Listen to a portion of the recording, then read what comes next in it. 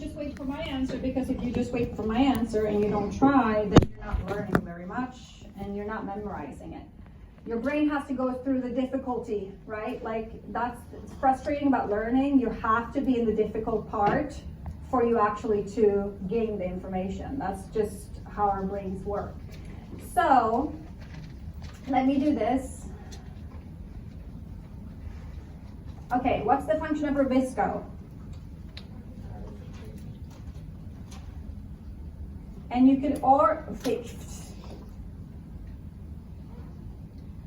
and you can put C onto what? Ruby P. Okay.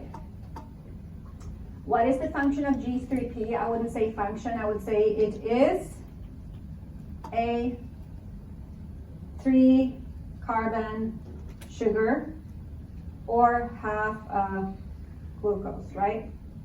Ooh. MMF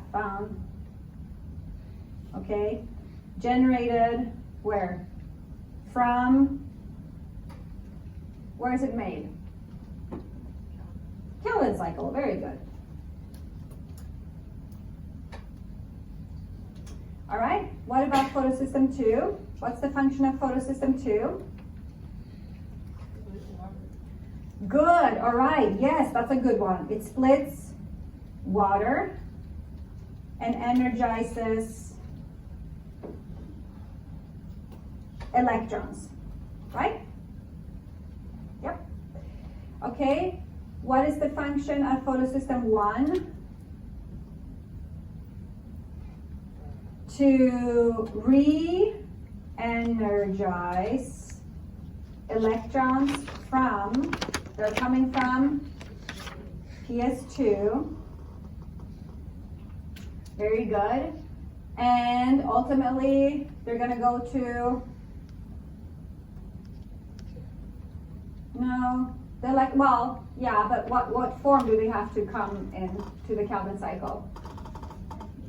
NADH. Okay, so E will travel to NADP, and which actually will create NADPH, which then can go to the Calvin cycle. What is the function of NADPH then?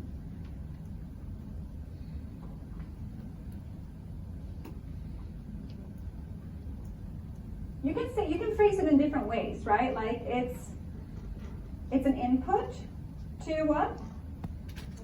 Yep, a reactant to Calvin. This is a sticky board. Calvin cycle, or needed for generation of G3P, right? It's needed to make the 3-carbon molecule, right, in the Calvin cycle. So you can phrase it different things. That means the same thing, right? I think it's good if you put both, right? It's a reactant to the Calvin cycle. We need it, right? It is required to make that G3P molecule, the 3-carbon sugar. Okay, what's the function of ATP synthase?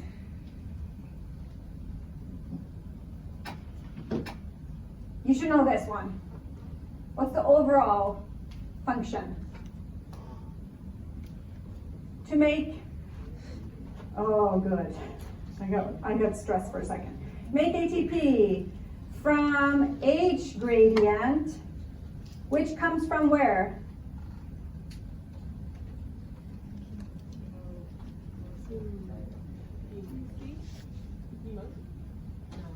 Say it again. I can't. Chemosis. Oh, good. Chemiosmosis. Very good. Okay, that's really good. But where does the, okay, so step back even more. Where is the proton concentration coming from? ECT. From the ETC. 1 or 2? 2.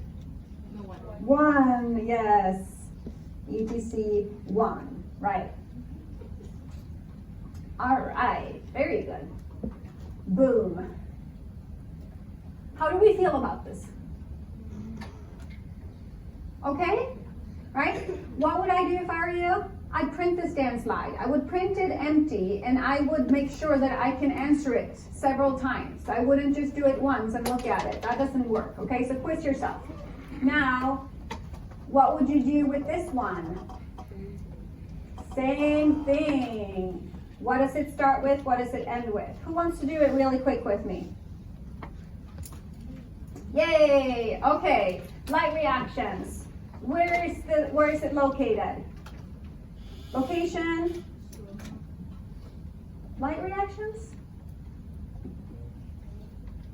And chloroplast is good. We start there, yes, because all of photosynthesis is inside of a chloroplast. Specifically inside of the chloroplast, where's the reaction centers? Where's the photosystems? In the thylakoid membrane. Yes, they're stuck inside of the membrane, right? So that is the location, thylakoid membrane inside of the chloroplast. You don't even have to say inside of the chloroplast, but maybe that will help you, right? We have a chloroplast. Inside of the chloroplast, we have the thylakoids. In the thylakoid membranes, that's where the light reactions are happening because that's where we have the photosystems, 2 and 1, and the 2 electron transport chains. Right. So what does it start with, the light reactions? Reactants were, let's start with the water, right? Right? Water, H2O, NADP plus, or just NADP is actually fine for this one, okay? And what else? ADP, very good, because it's going to generate ATP, very good. We are missing one big one. No, CO2 is not in here, right? That's next step. We're missing a big one. Sunlight, there you go. I was trying to look up here. Okay, sunlight, light is an input. So that's what it starts with, all of those things. What does it end with? So let's do it the same. We were talking about water first, right? Didn't we say we start with water as one of the reactants? So what is the byproduct? Oxygen, very good, right? Oxygen, we end with that, O2. And then we have 2 high energy molecules. What are they? ATP and NADPH. Very good. Right.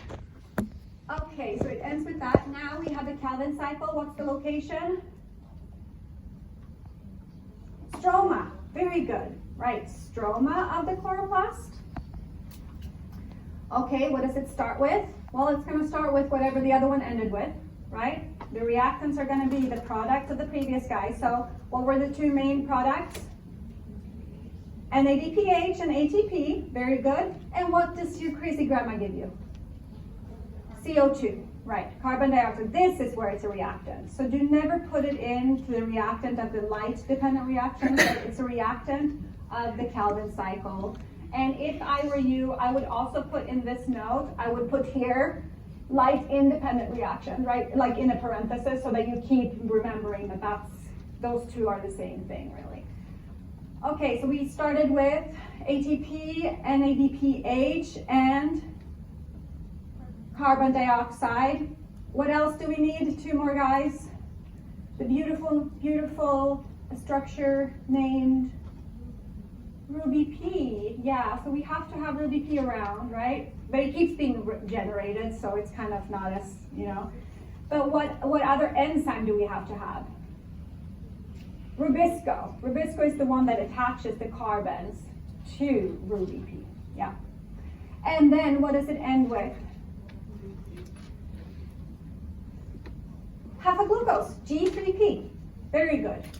You can also put the oxidized versions of NADPH and ATP, right? So it would be ADP and NADP, right?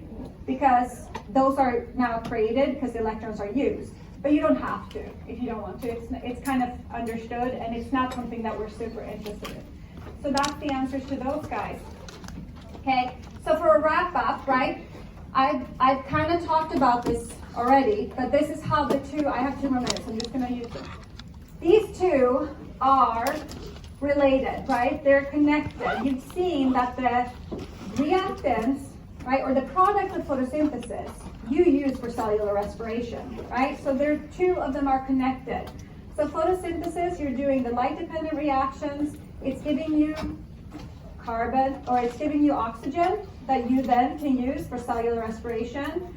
Happens that cellular respiration produces the carbon dioxide that goes into the light-independent reactions, or the Calvin cycle of photosynthesis, right? So both of these are connected. The glucose in your donut or in any food and the oxygen you used, right? They were made through photosynthesis. All of the energy comes from the sun, right? That's the ultimate source of energy. One more thing. How are you going to remember? We have two cycles that we talked about in these, right? We have the citric acid cycle and we have the Calvin cycle. How are you going to memorize that when we're talking about the citric acid cycle, we're in the mitochondria, and that has to do with cellular respiration, and that has to do with ripping the carbons apart. Now, Calvin cycle, we're talking about photosynthesis, and that means putting the carbons together. It's literally the opposite, right? And I do see that happening. Some people are like, which cycle was called what? Understand the whole process, understand how it works, but then like just memorizing which name went with what. I don't have a great answer for you, but you have to memorize it, okay? So Calvin, I mean, obviously I just know it by now, right? But Calvin, it's photosynthesis. So if you can imagine a guy named Calvin that's putting carbons together, that's what he's doing. I don't know what you have to use, right, to memorize this. If you have a good one or you've heard of a good mnemonic, please put it in the Teams chat, right? You can only help each other. TA hours, they're posted in announcements on Canvas. You can go to the announcements, scroll down, and it'll say TA information if you want to go to TA office hours. You can also put